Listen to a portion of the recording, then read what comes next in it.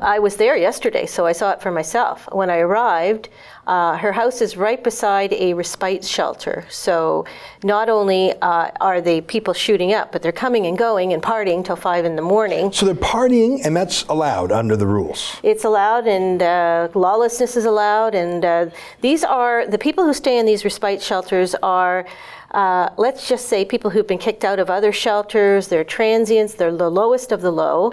And these respite shelters are supposed to be temporary stopgap measures, but many of them were open over the winter, and now they've been extended right to the end of the year.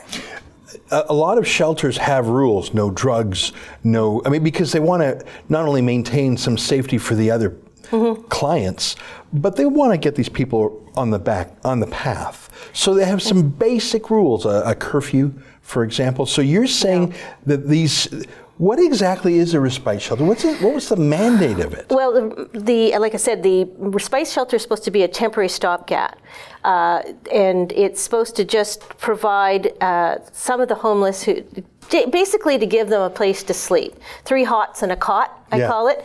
So it's basically to give them some place to put their heads. However, as I've found out, because there are similar problems up around Park Road with the Collier-Asquith neighborhood, which is right near Yonge and Bloor Street, so right in the core of the city. These shelters may be able to maintain rules inside, but once the people come outside, which they are, of course, doing at this time of year, there are no rules whatsoever. Yeah, so I can understand if it's minus 20 out, you don't want anyone freezing, even if they're very badly behaved, but it's gloriously sunny and temperate in Toronto.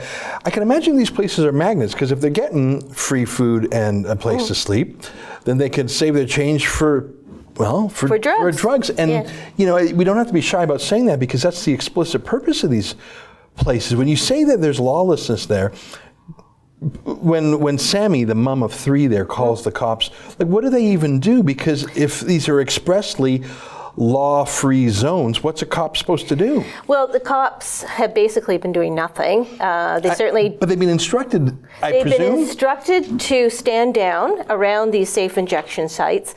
And what Sammy has been told is that unless they're doing something, criminal, they have a knife or a gun or whatever, or they've attacked somebody, they can't respond. So essentially, they can shoot up.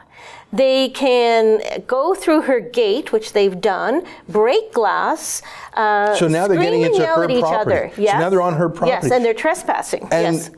And what do the cops do there? Now, I presume that in these shelters there are some social workers or something. So they don't do anything. They don't do anything. So these city staff watch as they go into Sammy's home. They watch this. They see this, or they turn a blind eye to it. Whether they see it or they don't.